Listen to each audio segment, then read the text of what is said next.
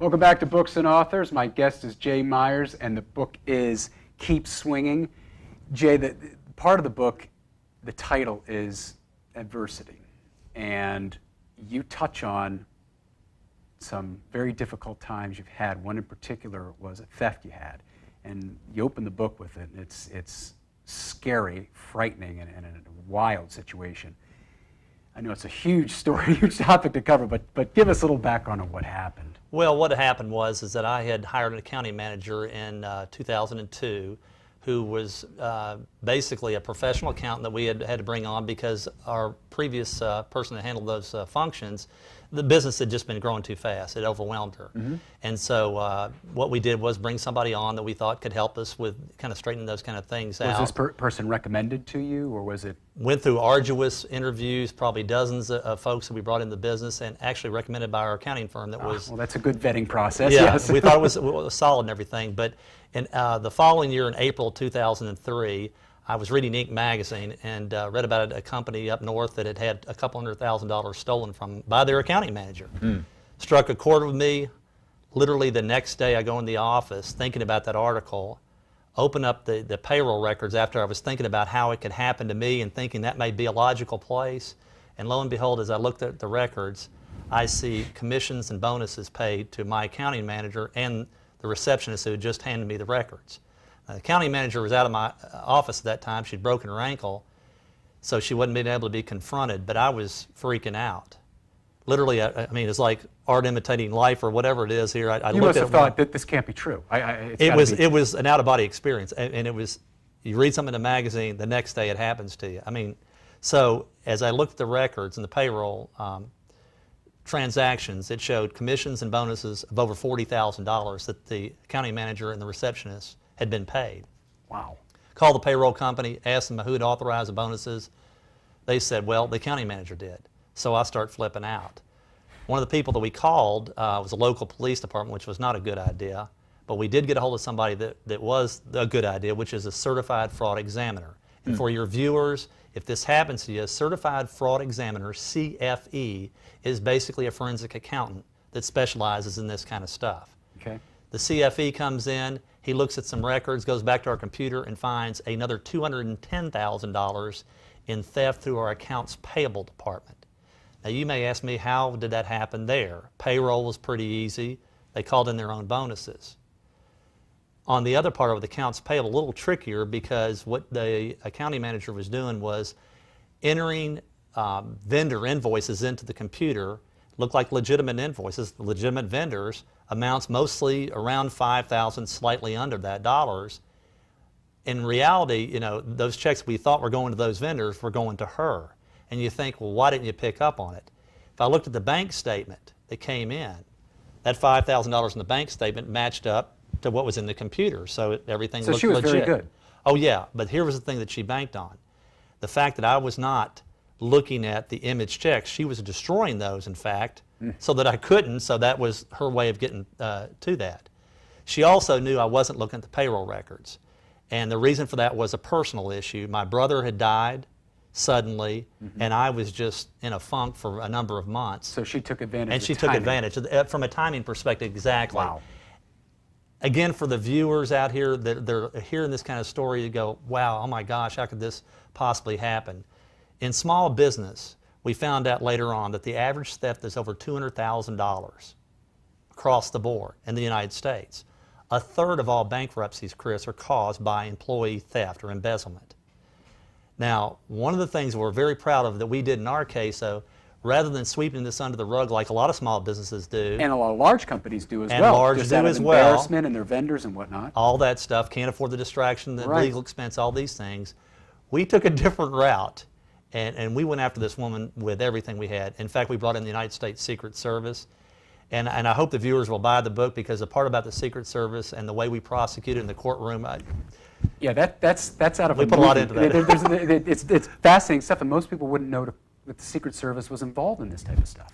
Well, it's interesting. They started doing a lot of things with cyber crimes after 9/11. And so cyber crimes, you know, with theft and the computers, and then also forgery, it comes under their jurisdiction. And so they were good for that, and they do support small business. So it was actually a surprise to us, because the guy that I ran into at church that helped support our case, I thought he worked for the United States Treasury, and then he tells me Secret Service, and I thought I was still on the wrong track, and Yeah, then he of course, tells yeah. me, no, we handle your kind of case. Wow. Well, they started obviously with counterfeiting and a lot of that, and I mean, Right, way back when they had the Civil War days. Exactly. Now, let me ask you, I mean, and this is broad stroke on your business on a whole. After coming out of a situation like that, and you're bringing people in to run your concept, this is yours, how do you regain that trust? Chris, that's probably been the most difficult thing since this has happened, was to be able to do that. And honestly, to this day, I still have issues. I still deposit probably 95% of the company's checks. I have a lot of issues where I'm looking over bank records. I mean, on a humorous side of it, when people bring in, the mail and they see the bank statement, it's almost like being in church. They bring it to me like it's almost like here's the bank statement. Bring it to her to bless it and everything. But it's people understand it. Yeah. They understand what we went through. Oh, I'm sure. And to kind of give you an idea from a prevention standpoint, how could we have not Sure. prevented this? How can other businesses that potentially could be in this kind of issue, what do they need to do? Well, first thing is pretty obvious. Pay attention to your finances, particularly payroll. Second thing is bank statements. Look at everything. Look at the entries on the bank statement itself and the image checks. Also segregate your accounting duties. Accounts payable and receivable, two different people. Don't make it the same person. Yes. And the old Ronald Reagan thing, trust but verify. I mean, it's true. Very much so. Because it's a big problem. And today, sadly, in 2009, you know what? I mean, the economy being difficult, people are desperate, and they'll do all kinds of things. And this is not something out of off the wall. The last one I'm going to give you, though, it's interesting, and we put in the book, is have your employees, particularly in your finance department, have them take vacations. And you're going to go, why is that? Oversight.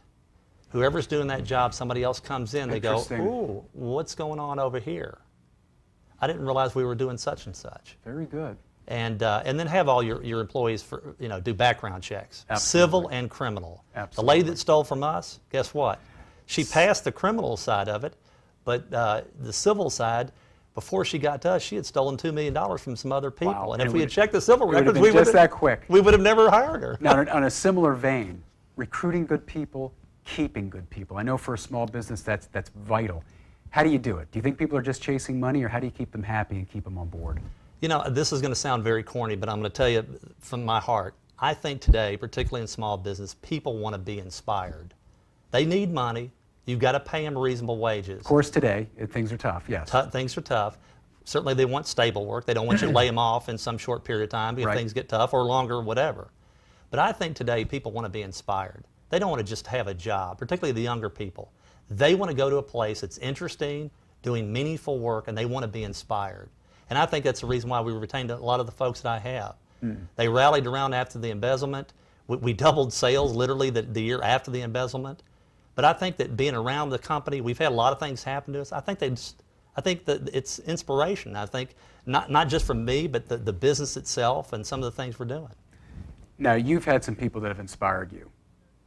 Who's been the biggest influence on you in this business and what you've done? Well, I mean, I think probably my father and my brother. They both ran the Better Business Bureau in Memphis for a long time. They're both deceased, but they encouraged for me to run my business and my life in the same way, with honesty, integrity, and ethics. And I imagine that's vital with a small business, because it's all going to trickle down. They're going to look at you as the CEO.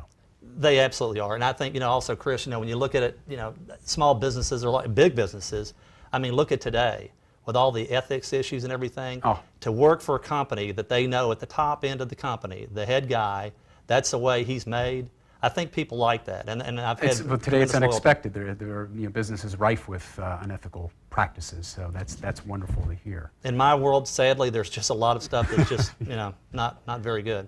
Before we finish up, I gotta ask you. I know you received some interesting attention through another author. I believe her name is Dr. Jarrett Nord, and she was just on Fox Business. Tell us briefly what happened. Well, it was interesting. Jarrett Nord, I met at the Collegiate Entrepreneurs Organization in Chicago. We were both presenting there last fall, and she was inspired by the book and read my book, and everything, and wanted to have me be a part of her book called A Cup of Cappuccino for Entrepreneurs Spirit.